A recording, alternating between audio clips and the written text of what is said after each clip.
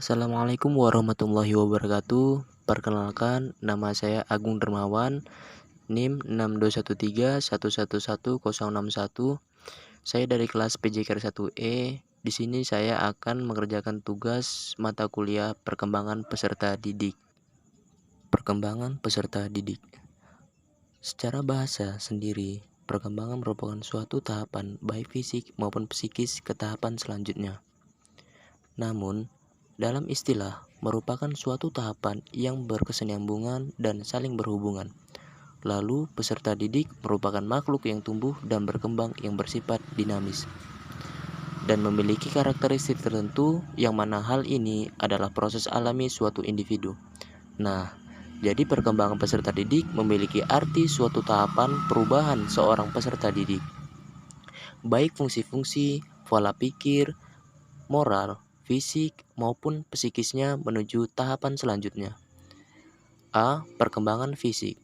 Perkembangan fisik meliputi perubahan-perubahan dalam tubuh seperti pertumbuhan otak, sistem syaraf, pertambahan tinggi dan berat, serta hormon dan lain-lain. Dan perubahan-perubahan secara individu dalam menggunakan tubuhnya, serta perubahan dalam kemampuan fisik. Bagi anak-anak usia sekolah dasar, perkembangan fisik merupakan hal yang penting karena akan mempengaruhi perilaku mereka sehari-hari, termasuk perilaku dalam belajar. B. Faktor-faktor yang mempengaruhi perkembangan fisik. 1. Faktor keturunan. 2. Faktor lingkungan. 3. Pengaruh gizi. 4. Gangguan emosional. 5. Jenis kelamin. 6. Status sosial ekonomi. 7. Kesehatan. 8. Aktivitas fisik. 9. Pengaruh bentuk tubuh. C. Perubahan fisik yang terjadi. Perubahan fisik yang terjadi meliputi yaitu 1. Lingkar kepala. 2. Tinggi badan. 3. Berat badan. 4. Pada masa ini, wajah-wajah semakin terlihat indah dengan bertambah besarnya mulut dan rahang, dahi yang lebar, leher menjadi lebih panjang, dada melebar, serta kaki dan tangan mulai membesar. 5. Pada usia awal pubertas, biasanya gigi anak telah mempunyai 22 gigi tetap, dan keempat gigi lainnya akan tumbuh ketika ia dewasa. 6. Umumnya anak mengalami pubertas di usia 10-14 tahun untuk perempuan dan 12-16 tahun untuk laki-laki. Ketika ini terjadi, maka akan terjadi perubahan di area pinggul dan payudara bagi perempuan, serta membesarnya penis dan testis pada pria, dan bertambahnya rambut-rambut di area tubuh seperti ketiak, kemaluan, kaki, serta tangan keduanya. Namun, pubertas pada pria sangat jarang di usia 12 tahun, sedangkan beberapa perempuan banyak yang mengalami pubertas saat masih menduduki kursi sekolah dasar. D. Perkembangan emosi.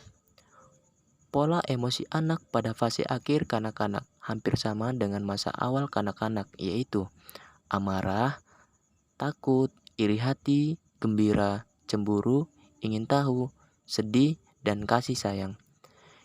Kesamaan pola mereka lebih menuju dalam dua hal. Pertama adalah situasi yang membangkitkan emosi tersebut. Kedua adalah ekspresi atau ungkapan dari emosi tersebut. Faktor-faktor yang mempengaruhi fisik. 1. Faktor lingkungan dalam proses belajar berpengaruh besar untuk perkembangan emosi, terutama lingkungan yang berada paling dekat dengan anak khususnya. 2. Keluarga. Keluarga merupakan lingkungan yang pertama memberikan pengaruh terhadap berbagai aspek perkembangan anak, termasuk perkembangan sosialnya. Kondisi dan tata cara kehidupan keluarga merupakan lingkungan yang kondusif bagi sosial anak. 3. Kematangan bersosialisasi. Memerlukan kematangan fisik dan psikis untuk mempertimbangkan dalam proses sosial, memberi dan menerima pendapat orang lain, memerlukan kematangan intelektual emosional. 4. Status sosial ekonomi.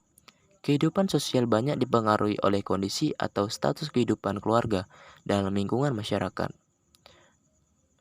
Demikianlah hasil kerja saya. Lebih dan kurang mohon maaf. Assalamualaikum warahmatullahi wabarakatuh.